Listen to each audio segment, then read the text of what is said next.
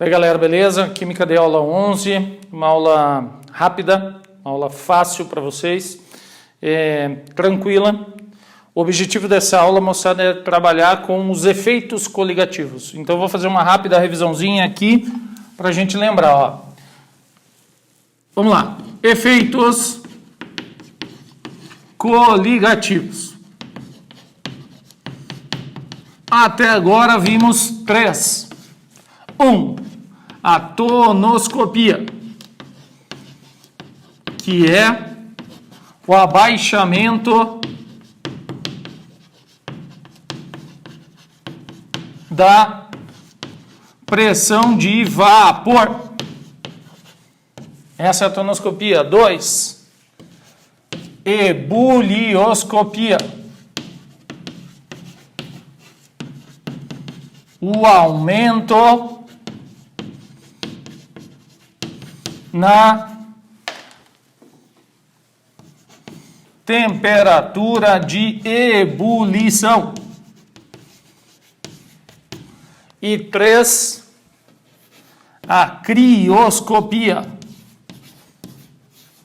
que é o abaixamento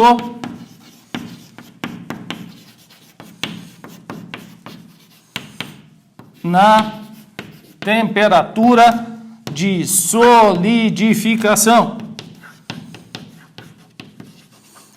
ou no ponto de congelamento ou no ponto de congelação.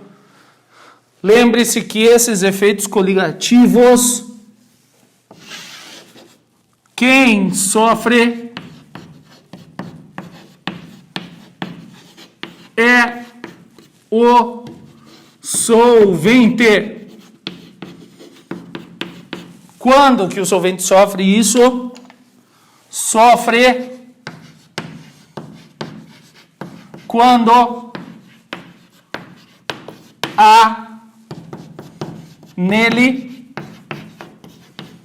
meu ombro, soluto não volátil. O que é soluto não volátil? Algo que tenha ponto de ebulição superior ao dele, algo que tenha ponto de congelamento inferior ao dele, e assim nós vamos. Então, é algo que está dissolvido nele. O que a aula quer? A aula quer de vocês isso. A aula quer esta situação. Maior efeito, aumento da temperatura de ebulição, abaixamento da temperatura de solidificação, abaixamento da pressão de vapor, maior efeito, depende de 2 fatores. Quais 2 fatores? 1. A concentração do soluto. Pode ser mol por litro, o que não é comum, ou o que é comum pra caramba, mol por quilo. Beleza? Mol por quilo é o comum, embora tenha questão com mol por litro. E 2, o número de partículas dispersas. E é aqui que nós vamos focar. Porque a ideia desta aula é a seguinte: trabalhar com concentrações e partículas. Se os caras tiverem a mesma concentração, o efeito depende do número de partículas. Certo? Então, se for a mesma concentração, eu vou ter que analisar o número de partículas. A aula que ensina isso. Análise do número de partículas. O número de partículas dispersas é analisado por fator Van Hoff. E esse fator Van Hoff não está na apostila. Não está na apostila. O fator Van Hoff me diz o número de partículas dispersas. Esse fator Van Hoff a gente chama de I. E I, moçada, é calculada por uma expressão matemática que é 1 mais alfa, que multiplica Q menos 1. E aí você vai olhar e vai estranhar, professor, o que é isso? Alfa é o grau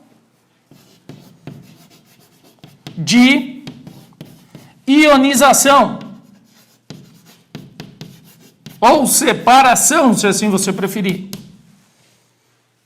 E Q é o número de íons na solução.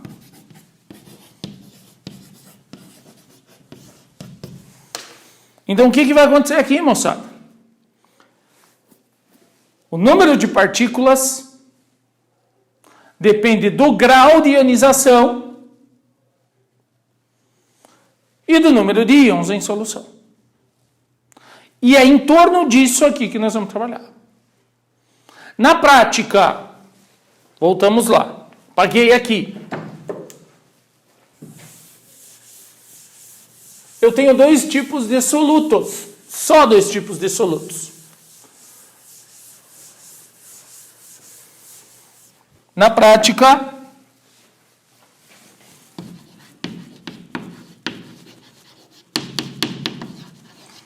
há dois tipos de solutos. Quais são os dois tipos de solutos? Os moleculares, que tem alfa igual a 0, ou seja, nunca separa, nunca ioniza. E os iônicos, que tem alfa diferente de 0, que separam ou ionizam. Então, se eu pegar um soluto molecular, que é normalmente um açúcar, que é normalmente um orgânico,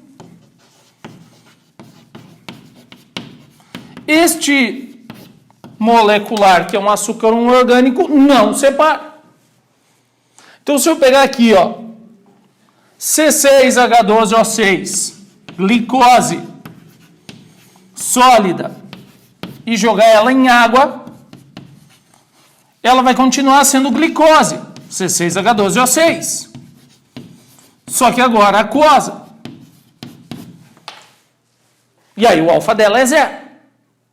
Se o alfa dela é 0, o I, que eu defini lá na ponta, que eu vou voltar para cá, vai ser calculado por 1 mais alfa, que multiplica Q menos 1. E aí, moçada, estou procurando giz laranja aqui, nós vamos ter essa situação. I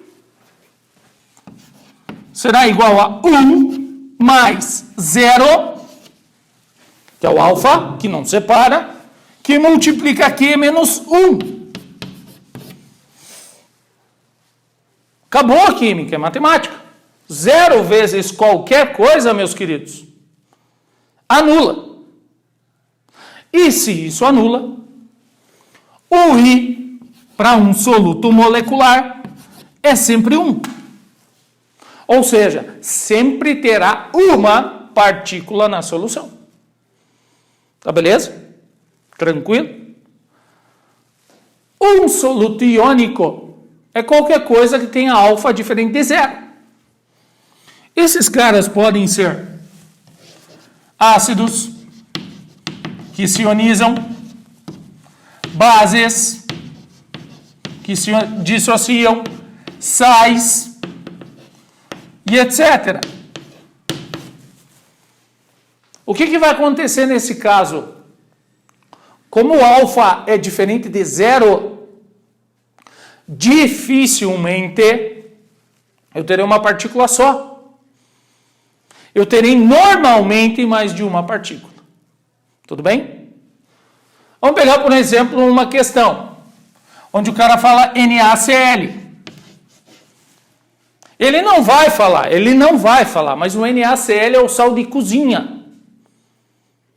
E o sal de cozinha, quando cai na água, tem um alfa de 100%, ou um alfa 1. O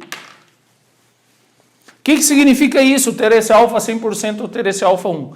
Ele se separa totalmente. Ele abre em Na mais aquoso e abre em Cl menos aquoso. Nesta situação que ele abre em Na mais aquoso e Cl menos aquoso, é que eu vou calcular o I. E agora, meus queridos, é 1 da fórmula mais alfa, que multiplica Q menos 1. Estou copiando a fórmula inteira aqui. Ai, meu dedo. I igual 1 da fórmula mais o alfa, que é 100%, ou que é 1, que multiplica Q, número de íons, 1 de Na, mais 1 de Cl, portanto, 2 menos 1. 1 vezes 2, 2. 1 vezes 1, 1. 2 menos 1, 1. 1 mais 1, I igual a 2. E aí, moçada? O que vai acontecer? Se eu pegar duas soluções de igual concentração de glicose, por exemplo, e de NaCl, como a de NaCl tem mais íons, tem mais partículas, ela vai demorar mais tempo para congelar, ela vai levar mais tempo para ferver e ela vai ter menos vapor. Beleza? Tranquilo? Esse é o objetivo da aula. Que vocês entendam que as forças, as propriedades dependem da concentração e das partículas. Então vocês vão ter que fazer uma continha de vezes aqui, ó. É concentração vezes partículas. E o efeito sempre vai depender disso. Como calcula partículas? Use o fator Van 't Hoff. Tá na súcia? Vai lá, sofre um pouquinho aí, qualquer coisa me escreve. Estou te esperando. Abraço.